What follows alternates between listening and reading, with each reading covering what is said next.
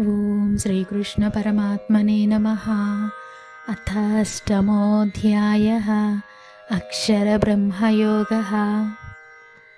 అర్జున ఉవాచ కిం తద్బ్రహ్మ కిమధ్యాత్మం కిం కర్మ పురుషోత్తమా అధిభూతం చ కిం ప్రోక్తం అధిదైవం కిముచ్యతే అధియజ్ఞః కథం కోత్ర దేహేऽస్మిన్ మధుసూదన ప్రయాణకాలే చ కథం జ్ఞేయోऽసి నియతాత్మభిః.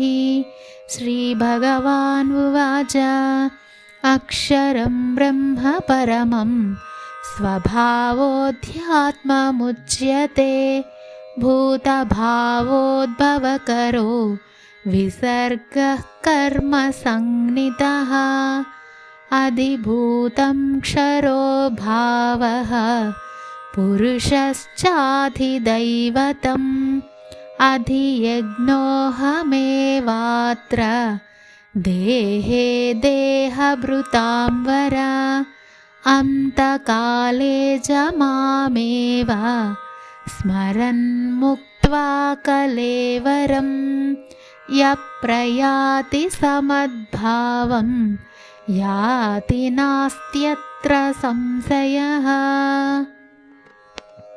యం యం వాపి స్మరన్ భావం త్యజత్యంతే కలేవరం తం తమేవైతి కౌంతేయ సదా తద్భావభావితః.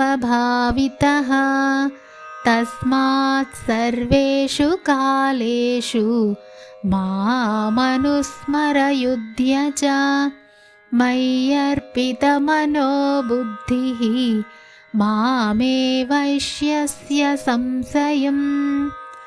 అభ్యాసయోగయుక్తేన చేతసా నాన్యగామినా పరమం పురుషం దివ్యం యాతి పార్థానుచింతయన్. కవిం పురాణమనుశాసితారం అనోరణీయాం సమనుస్మరేద్యః సర్వస్య ధాతారమచింత్య రూపం ఆదిత్యవర్ణం తమసః పరస్తాత్. ప్రయాణకాలే మనసాచలేన భక్త్యా యుక్తో యోగబలేన చైవ భ్రువోర్मध्ये ప్రాణమావేశ్య సమ్యక్ సతం పరం పురుషముపైతి దివ్యం. యదక్షరం వేదవిదో వదంతి విసంతి యద్యతయో వీతరాగాః యదిచ్ఛంతో బ్రహ్మచర్యం చరంతి తత్తే పదం సంగ్రహేణ ప్రవక్ష్యే. సర్వద్వారాణి సంయమ్య మనోహృది నిరుధ్య చ మూర్ధ్న్యాధాయాత్మనః ప్రాణం ఆస్థితో యోగధారణాం. ఓమిత్యేకాక్షరం బ్రహ్మ వ్యాహరన్ మామనుస్మరన్ యప్రయాతి త్యజన్ దేహం స యాతి పరమాం గతిం. అనన్యచేతాః సతతం యో మాం స్మరతి నిత్యసః తస్యాహం సులభః పార్థ నిత్యయుక్తస్య యోగినః.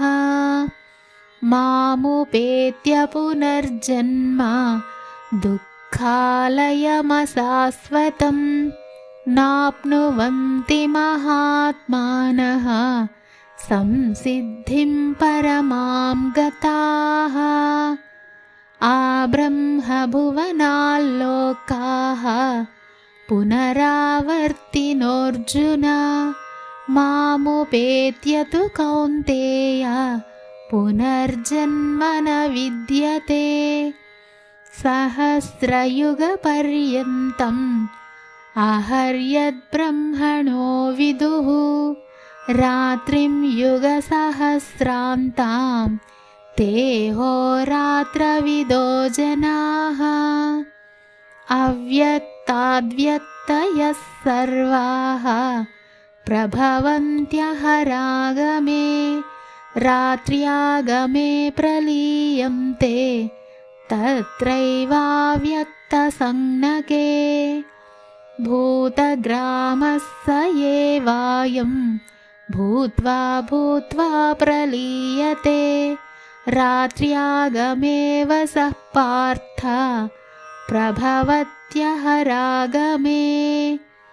परस्तस्मात्तु भावोऽन्यो व्यक्तो व्यक्तात् सनातनः यः स सर्वेषु भूतेषु नश्यत्सु न विनश्यति। अव्यक्तोऽक्षर इत्युक्तः तमाहुः परमां गतिं यं प्राप्य न निवर्तन्ते तद्धाम परमं मम। पुरुषः स परः पार्थ भक्त्या लभ्यस्त्वनन्यया यस्यान्तस्थानि भूतानि येन सर्वमिदं ततं। यत्र काले त्वनावृत्तिम् आवृत्तिं चैव योगिनः प्रयाता यान्ति तं कालं वक्ष्यामि भरतर्षभ। अग्निर्ज्योतिरः शुक्लः षण्मासा उत्तरायणं तत्र प्रयाता गच्छन्ति ब्रह्मविदो जनाः। धूमो रात्रिस्तथा कृष्णः षण्मासा दक्षिणायनं तत्र चान्द्रमसं ज्योतिः योगी प्राप्य निवर्तते। शुक्लकृष्णे गतिह्येते जगतः शाश्वते मते एकया यात्यनावृत्तिम् अन्यया वर्तते पुनः। नैते श्रुति पार्थ जानन् योगी मुह्यति कश्चन। तस्मात् सर्वेषु कालेषु योगयुक्तो भवार्जुन। वेदेषु यज्ञेषु तपस्सु चैव दानेषु यत्पुण्यफलं प्रदिष्टम् अत्येति तत्सर्वमिदं विदित्वा योगी परं स्थानमुपैति चाद्यम्। ॐ तत्सदिति श्रीमद्भगवद्गीतासु उपनिषत्सु ब्रह्मविद्यायां योगशास्त्रे श्रीकृष्णार्जुनसंवादे अक्षरब्रह्मयोगो नाम 8मोऽध्यायः। सर्वं श्रीकृष्णार्पणमस्तु।